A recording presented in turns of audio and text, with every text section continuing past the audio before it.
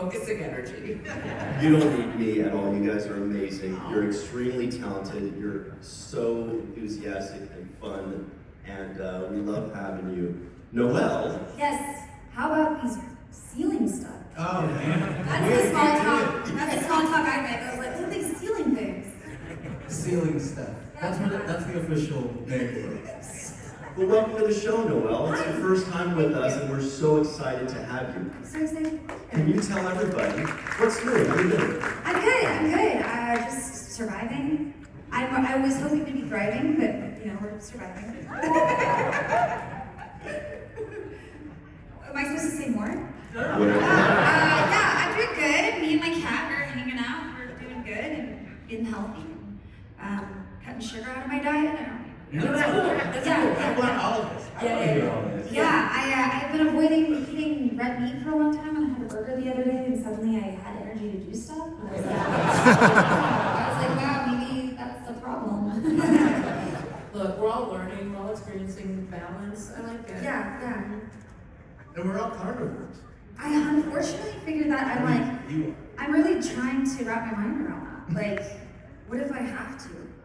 I think we The need... circle of life, man. No.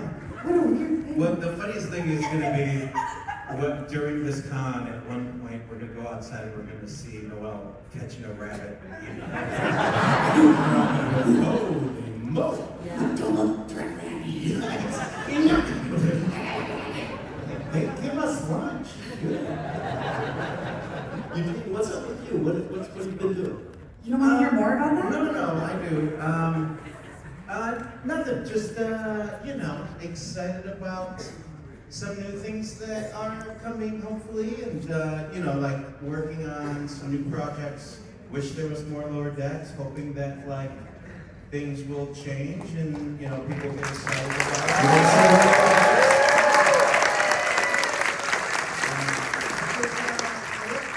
I love it, and I love being a part of it, so, it's weird. This is the first time since the show ended that we've done one of these, and it's weird that it's ended. It's weird. It just feels awkward, and that's not fair. And I think we need to do more so that I don't feel this way.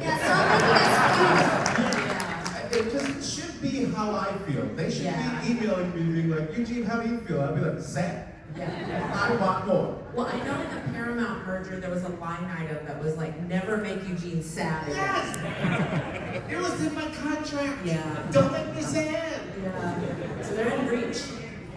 Huh? Breach. It's all for you. That's right. Thank It's you. true. Can you be on my voicemail? Be on my voicemail? Yeah, I wanted to have that recorded. Sorry, I need the sentence, be on my voicemail examined.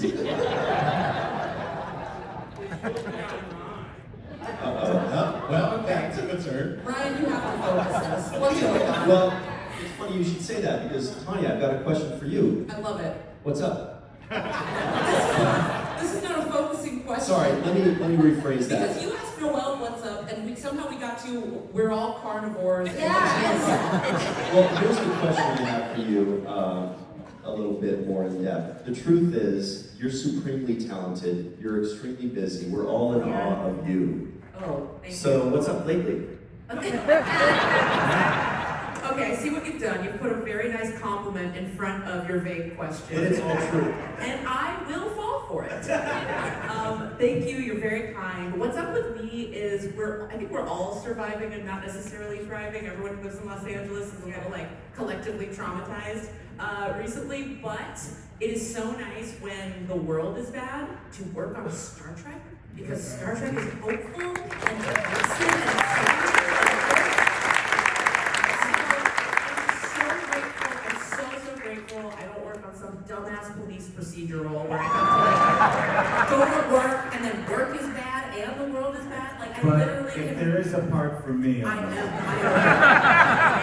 100%, I would love to be on one. And pull no punches. Look, Someone's been eating the dogs in the neighborhood. We've got one person. No. It's no It was me! but truly though, I have love the lobotomizing effect of working on Trek, so that when eating the dog's bullshit happens, I can just like click a little switch in my brain and go type it in my little script for Starfleet Academy and be like, I'm dreaming of a world that's better in the future. So I'll take it. Thank you, Star Trek. Thank you. Take us off this earthly plane. All right, I've got a follow-up question for you, Tawny. And we do have a lot of questions from the audience, so we'll get to you guys in just a minute here. Thank you so much for lining up and for showing up. So Tawny, if there were a police procedural, Star Trek police procedural, they said, Tawny, we need your voice in the writer's room. Would you do it? Yeah, but episode 1, I'd be like, oh, we're all cops, but we quit, and now we work for the Park Service. I would just blow up the premise. We don't need any more cop shows. We know what they do. We don't need any more. Have you guys seen Tawny and Eugene doing improv? It's amazing. They were so good. They communicate telepathically. Like, no one knows what Did someone show proof? You can't. Okay. You Hey, can't. Eugene, what am I thinking? Yeah. That's right. That was right. It is so easy. Obviously, she was thinking of just one word and it was yeah. Like riding a tandem bicycle. All right, and one more question for you, Noelle. Oh no, I think we've shown that I don't know what's happening. We just want to, skim the surface of Tendi real quick, because that's what we're all going to be asking Surface, about. great. Can you first just let us know how much you loved playing Tendi and maybe the favorite aspects of that role? I love Tendi because she feels like me, and she's so excitable. And everything you're saying about Star Trek being like an escape of like sometimes when the world is so dark, I'm like, what is my purpose? What is my usefulness? How do I make things better? And then I get to work on the show, and I see this like one-to-one. I'm like, oh, this is what I'm supposed to be doing. This is, and Tendi is this character that was a gift to me because I feel so much like her. The fact that people like her and are entertained by her and inspired by her. I don't know what else I want or what I would want in life, and I feel kind of like it's a con job, because how did I get to do something so fun?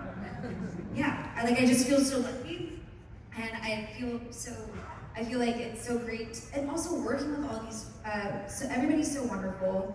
Tawny and Eugene are the funniest people. I'm always confused, but they never make me feel bad.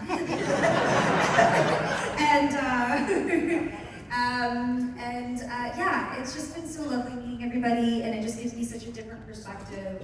And I've done other things in entertainment that aren't as, not everything has to be nice. I don't really believe that necessarily, but things that just haven't been fun and haven't been experiences that I'm eager to go back into.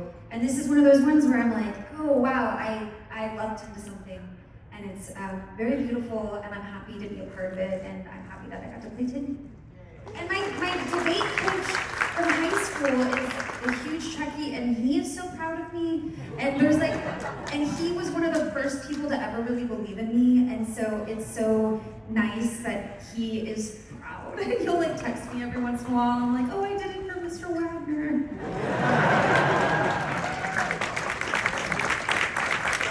That's awesome. All right, let's get some questions from the audience. Wow, what a long line. Go ahead, right over here, please. Hi, everybody.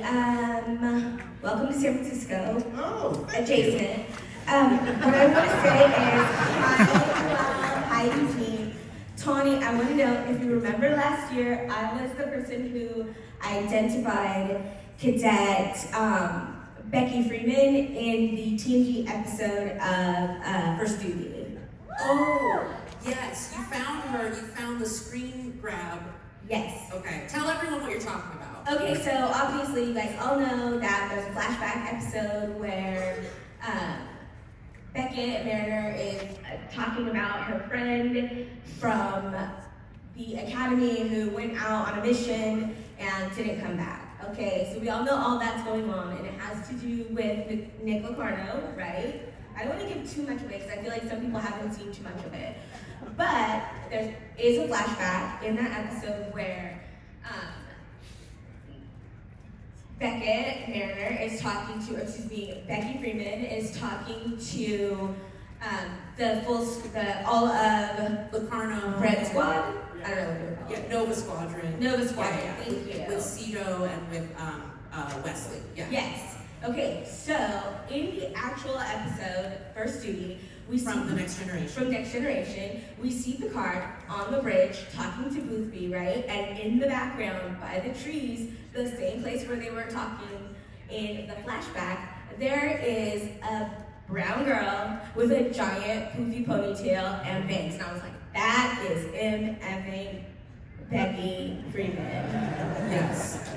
Yes. And thank you for identifying what she did was find a background player from the 90s. and has given her to me. And so it's a little bit stolen valor, but I accept it. Thank you, and thank you to her for her service. I hope she is somewhere well and happy. But I do have, my actual question is about...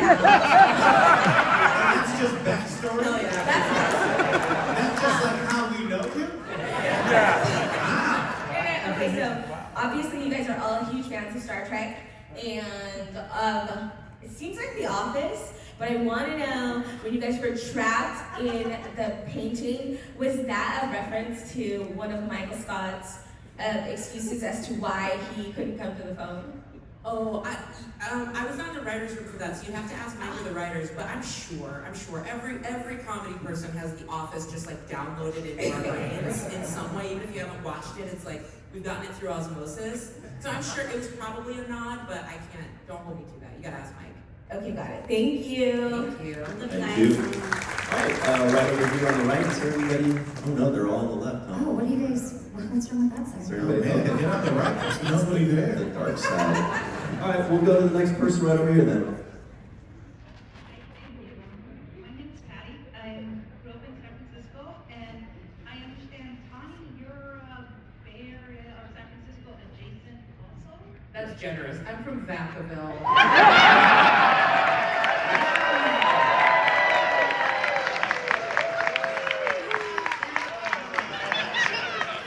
Everybody's from Vacaville here. That's the biggest reaction we've gotten all panel. It wasn't positive. And I think that's the biggest reaction to Vacaville's ever had. That's true. We used to have a very popular Onion Festival. That used to get big hits. You still, why would it end? I don't know, we still got plenty of onions. Anyway, yes, I'm from Vacaville. Speaking of Vacaville, there's also a California class ship, Vacaville. Yeah. I caught that one because I actually live in Vacaville now. So I'm just wondering. It's a California ship, just about everything now. What the heck did you do in Vacaville as a young person? That's a great question. And you know, I allow this gentle roasting from a fellow Vacavillian. Please tell me you guys call yourself Vacavillians. Now the Vacavillians are here, huh? Rodney and everything that I am.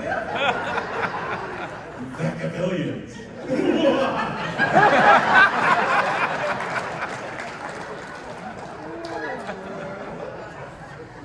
You know what I did as the only as one of very few black kids in Vacaville in the 90s was I made sure to have all Filipino friends because we go to their house after school, the food was always going to be better, real time. And I rode horses because my mother is white, so. Wait, was there a lot of Filipinos in Vacaville? Tons, yeah. Oh, then it was Vacaville. Real talk, look it up. You're right, I'm wrong. Where would someone look that up? Thank you for your question, Pete. Thank you for your question. All right, who's next? Hi, this question is for Wani. Oh my God, we gotta get somebody else a question here. I saw a little reel by Jonathan Frakes about directing you in The Digital crossover? Scientists. Yes. And he was mentioning that you are a Second City alumni. Yes. And he was commenting on the amount of improv that kind of creeped into that episode. And my question is, was the line about hot spot part of that? This is a great question. So yes, in the script, I believe Kat Lynn, one of the writers of that episode, did write, I wasn't prepared for how hot young Spock was going to be, because, look at Ethan Peck. And then I asked if I could elaborate on the line. I did not ask the writers or the director. I asked Ethan, because we weren't friends yet. Now I'm so grateful to know that whole cast pretty well. But I didn't know this man, and I literally was like, I need your consent to objectify you, because millions of people are going to see this, and I am not going to hold back. So he said, yes, absolutely, and thank you for asking. And then I proceeded to say about 2.5 minutes of some of the filthiest things. I chose the G-rated ones. So, Thank you. you're welcome. Wow.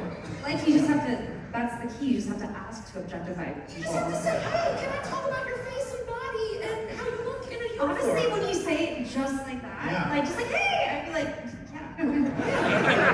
Sure. Tell me what you think. Just ask people. All right, who's next here?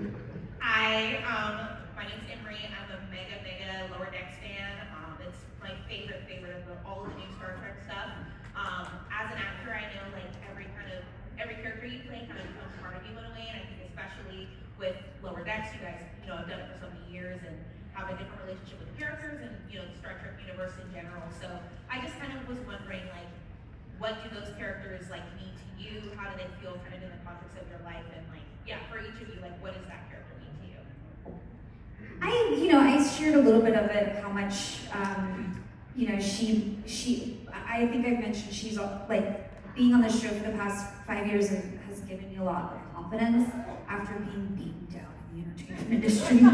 And so it really helped me through, in my personal life, just being able to get to go to work and do this wonderful thing and be around all these great people. And then getting to connect with people, like the fans have been so lovely, and I've never got to experience that before, and feeling like, oh, I'm doing this for a reason. And also, people keep naming their pets after Tindy, and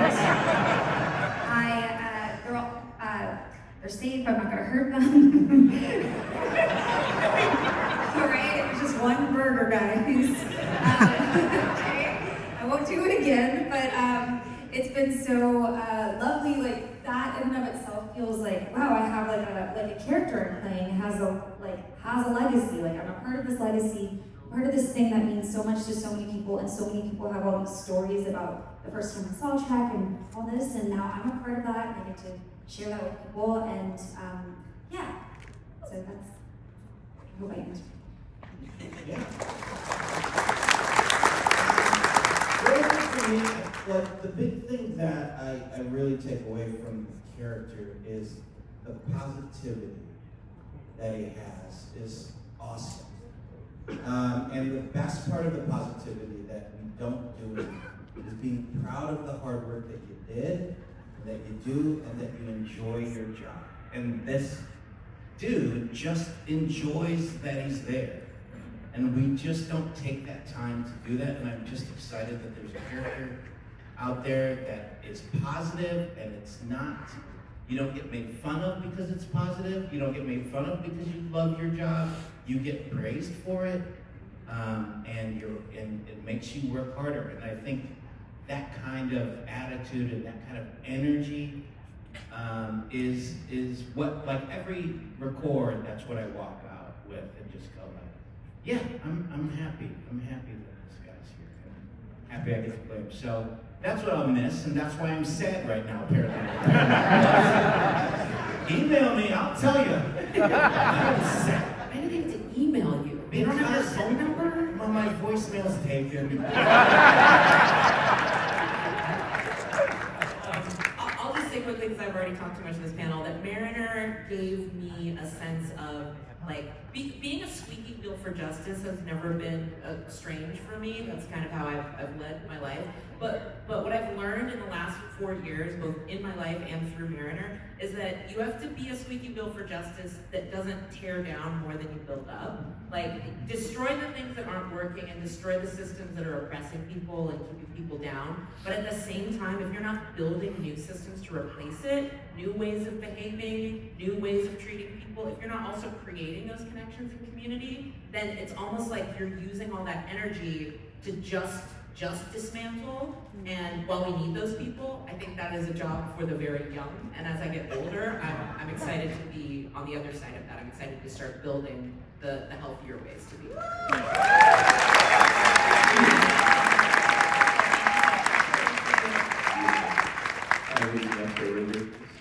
Hi, I'm Dee Daydam. I'm very excited about Lower Decks because of the queer representation and neurodiverse representation and everything. But my question is sort of an aside. I really enjoyed your episode of After Midnight, and I was wondering if there was anything that got cut or left on the editing room floor that you guys remember, that you were like, oh man, I really loved this gag that we did together, or anything like that. I think they kept all of it. Kept a lot of they it, kept yeah. a lot of it. We went into that just like knowing that we wanted to have fun, but also knowing that it was going to be on TV. So we didn't try to go past anything or try to push any buttons past what the show is. Yeah. And Taylor Tomlinson, the host of that show, fantastic stand-up, but also just an incredible energy. Yes. And really keeps the pace going, make sure you feel like you're having fun. It doesn't really feel like you're at work, it feels like you're just hanging out with her. And so she kept us, she'd tell us every now and then, oh, we gotta go back and do this thing, or we gotta stop here. So it was pretty seamless. It was. It also helps that it was us and her as an amazing host, and Jerry, because Jerry O'Connell and we had the energy of, we weren't trying to, even though it was, quote unquote a contest or a game show, we weren't trying to one-up each other. We were just trying to have fun. So then when somebody would have something funny, it wasn't like we were trying to take it over. So nothing needed to be cut. Yeah. Anytime something was funny, we were just like, yeah, that was great.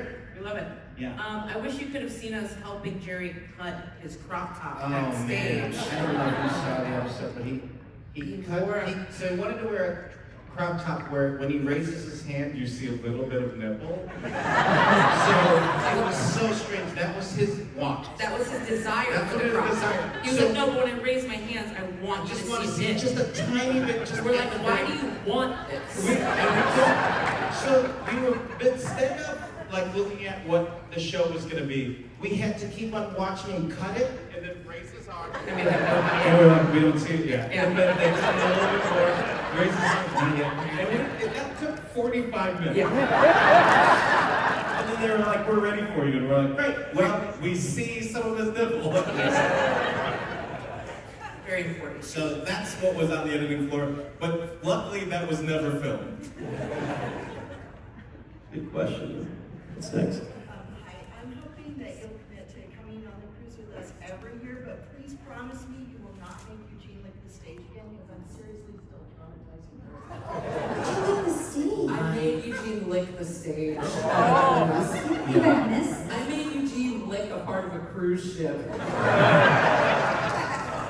During a pandemic. Listen, I've never felt so supported in my life. Yeah. We will be on the cruise this year. We're very excited. Get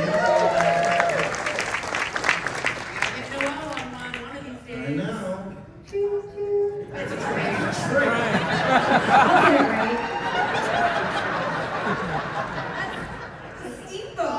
It's also not a steamboat. A steamboat doesn't make that noise either. A wooga?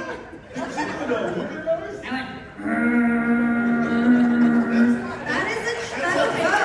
boat.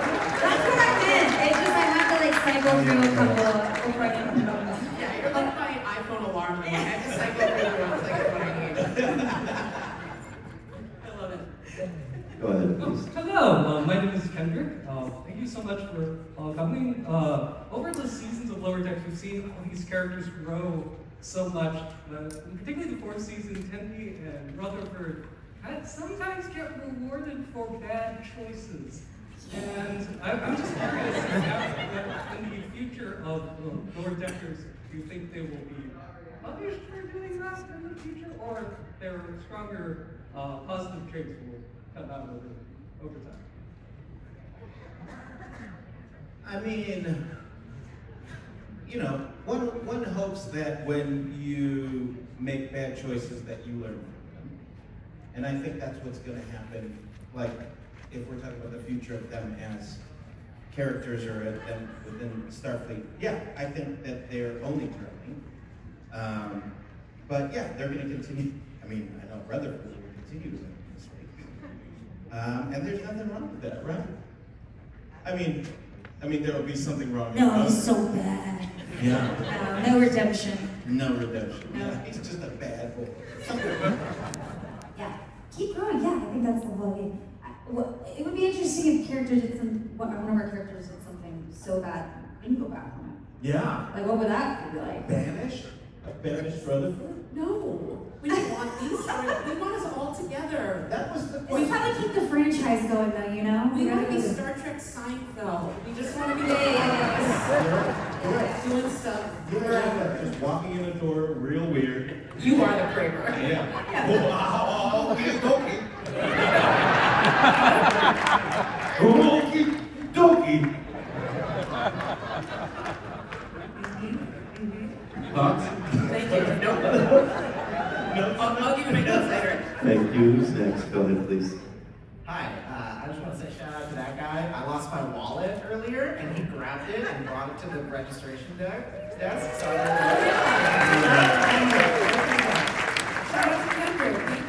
Good people, man. my name's Reed. I'm from Vallejo, which there's a USS Vallejo. Second shout out to Vacaville. My sister-in-law lives in Vacaville, so I'm all about that. Vallejo's our problematic cousin.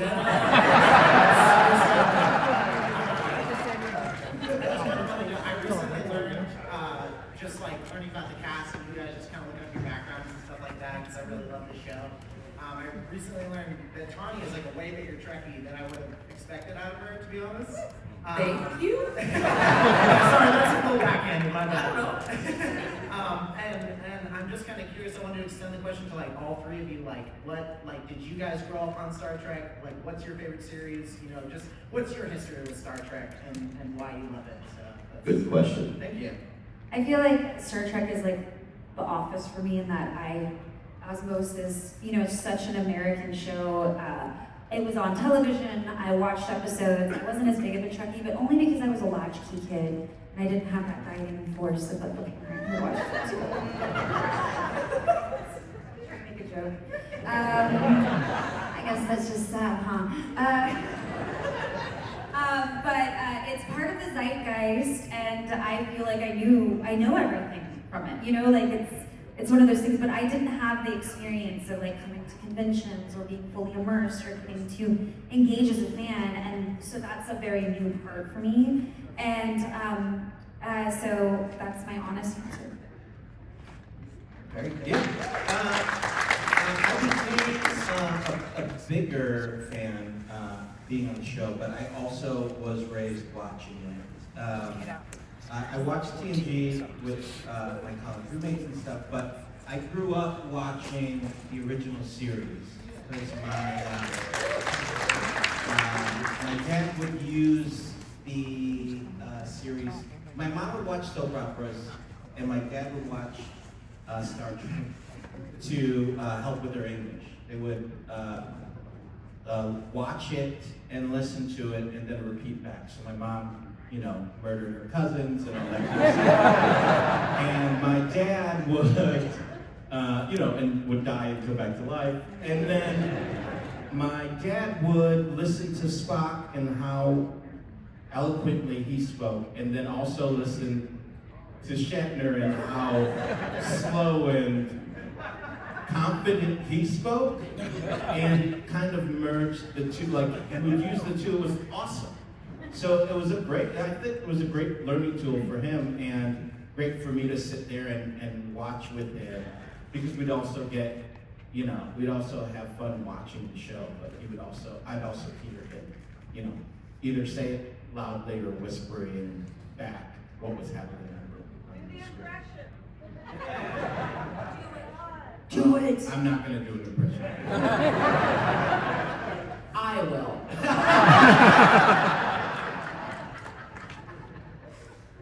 I won't. Thank you very much. Right up next. Hi, I'm Sarah. I'm from Portland, Oregon. Tawny, I have some bad news. Love it. Emperor Giorgio's tea room closed. What? Yes, I know, right? Oh my gosh, these lovely fans, they created a tea room in Portland called Emperor Giorgio's Tea Room, and it was all Star Trek Discovery themed. You walk in to have high tea, and there's just Sonequa on a mural. It was gorgeous. Incredible. Oh my gosh, I gotta talk to those guys, they're so sweet. Thank you for telling me this terrible news. It's okay, you had to hear it from someone. I did, yeah. So my question is, and this is for everyone, if you could open a new Star Trek restaurant, what would it be like? Oh, I had it's just gonna be chicken tenders.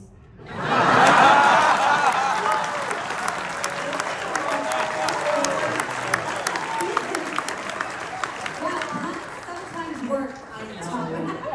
Only for her, though. I think only because you said it so cute. You said it so chicken tenders, that's fucking perfect. They're very supportive of me. Man. What are you gonna be? Rutherford's keto shakes? Rutherford's Rutherford's Sandboy all keto protein, shakes? I have another one. Shake Shacks. Shake Shacks, yeah.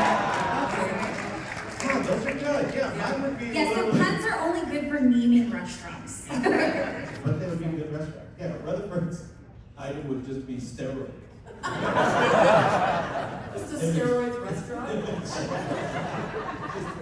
It's like, yeah, we serve food, but don't do that. Yeah, I think that would be Mariner's Place. It'd be like a restaurant when you get there. There's no food. It's just a bar. Like everyone's like, oh, we ordered it. And she's like, we're out of everything. She also works it by herself for some reason. She's like, we're out of everything. Do you want a drink? Yeah. Oh, I need lunch. Yeah. Awesome, thank you very much. Thank you, Sarah. Who's up next? Go ahead, please. I was gonna say, wouldn't it be like Marineros or something? What's the Rutherford one then? Okay, Rutherford. It feels like a surf and turf or something. It could be like a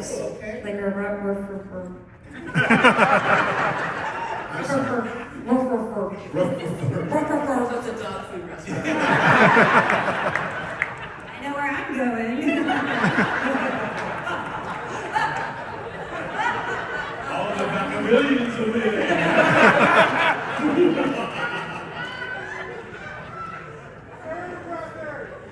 Hello.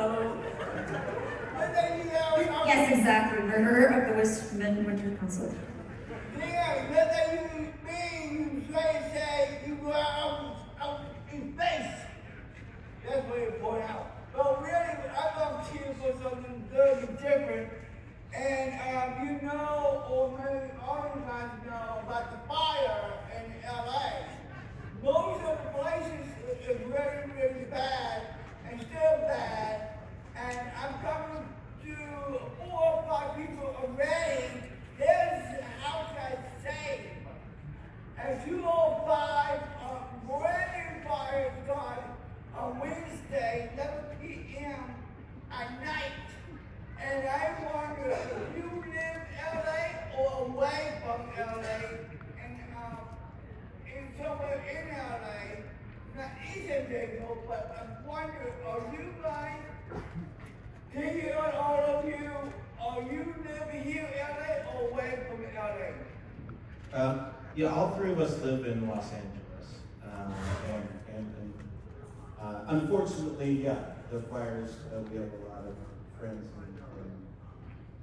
and family that. Yeah. I'm sorry, I cut you off. Is it right near you or away from you where the fire is? Me and my family have moved back here. And then we were luckily enough able to return, and no damage was done to my neighborhood and a little bit of the surrounding, but close. Yeah, I mean, there were so many fires. Yes. There were so many that I don't know anyone who lived nowhere near one. It's truly a city of people that have been collectively traumatized, and I don't think we're dealing with that enough. I've been like kind of in all my group chats like, are we gonna talk about like the psychological impact of all of us going through this thing? No, cool. Okay, we can just share memes, that's fine. But yeah, there were and continue to be so many affected areas that we all know someone directly affected by it. Gone, and two of the one membership, Denny's shut up. Well, hold on. All good. Denny caused the house got lost. Yes. Her fire, and she lost everything. Yeah. And that was that for her. And now I got John and Michael doing, and some other people lost their house in a fire, but three others got saved. But damn, how about you? You lost your place or not? All of our places were safe, but yeah, we all know someone or multiple people who've lost everything. It's really devastating. Yeah. Thank you for the question. Yeah, thanks for asking about it. And also just, I mean, you guys live in California, so you know what California is like, but some people just don't realize that we're real people. Like, you know, that people are like, oh, those are rich people, but most of the people we know are just hardworking people that have, I mean, there are rich people that have also lost things, and it shouldn't be okay either, but most of the people we know who lost everything are, you know, they shouldn't be, it's a tragedy. Yeah. Thank you. All right, go ahead. My name is Jane, and I really like a lot of Star Trek series, but I was wondering, besides Lower Decks, what is your favorite series and why? Well, I already said, the original series has such a deep root for me that it's hard for me to look at any other series in the way that it is, you know, it was part of my childhood and also, you know, part of me and my dad's relationship. So I think that is, I would feel weird not saying that. And also, you know, it was cool. I like dudes in masks. You know what I mean? I love dudes in rubber masks walking around doing that business. I think I would agree with that as well, with the aesthetics and just it's like such a time capsule of yeah. Mine is Deep Space Nine. It's the greatest Trek that ever will be. I say that as someone currently creating Trek. It's very liberating to be like, oh, they already figured it out. They did it. We'll never be as good as that. And we don't have to. We can just make stuff that's kind of close. That's all I know. By the way, do you know that Bobby Clark is here, the original man in the rubber mask? Lizard mask? You two get the pick. I do. He's kind of across from you guys. You'll be able to see him. Cool. Thank you. Thank you, Jane. So we have about 2 minutes left. Go ahead, please. Hello, thank you all for coming here. I'm Alex from El Cerrito. And this one is for Mr. Cordero. One of the most awesome crossovers I could think of to ever happen would be if Rutherford and Pillboy from The Good Place were together. How would it go? Rutherford would talk and Pillboy would have no idea what he said. That's how it goes. It would literally be like, hey! And he'd be like, cool, man. You know. But I think that's the only interaction they would have. They would stand probably next to each other for about 10 minutes and then, without saying anything, both walk the other way. They wouldn't be pals? I don't think they would be pals. Dang. No. We need a buddy comedy with the two of them. Yeah, where they just are both just doing their own thing. Yeah. Because any idea that Pillboy would come up with, Rutherford would immediately go, that's a bad idea. And then Classic buddy I comedy. know, but then Pillboy's whole life would be over. All right. Great.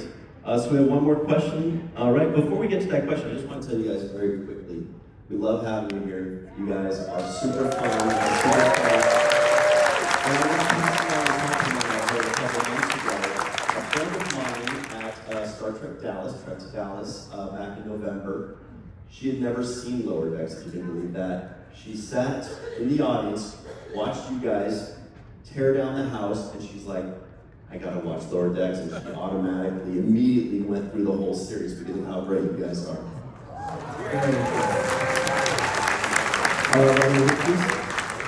Hi, Rob Ginsberg here, and I just wanted to ask a couple quick questions. One was, what do you guys think of the series finale? Were you happy with it for all your characters? Also, Eugene, you still have the painting I gave you from last year? Oh shit. Yes. Shit. Do I still have the painting? You can't ask me. What's all these people coming up here giving us grief from last year? Of course I have the painting from last year. Yeah. Oh, Yeah, where's my painting? Huh? Now you fucked up. You Wow. got yourself.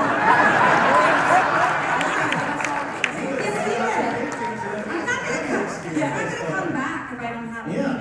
I need somebody to come up here and be like, Tony, you got my $1 million from last year? Remember that $1 million I asked you to hold? Yeah. Can I handle that now? No, I'm keeping it. I haven't watched the finale because I'm too sad. Oh. I won't watch it. Yeah, no, it's a good one. I love the finale because it feels like a bookmark. It feels like a moment where they could wrap it up for this version of the show, but it gives you hope that there's going to be more.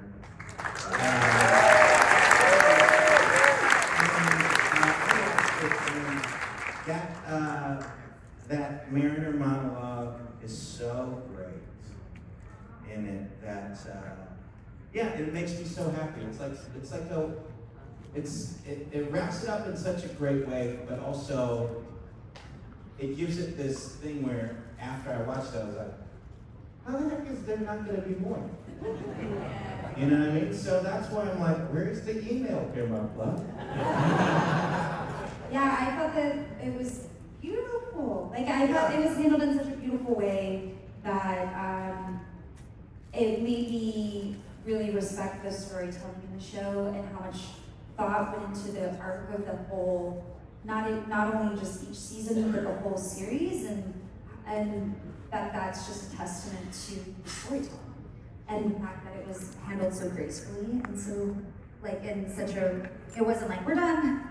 It was, I thought they did a really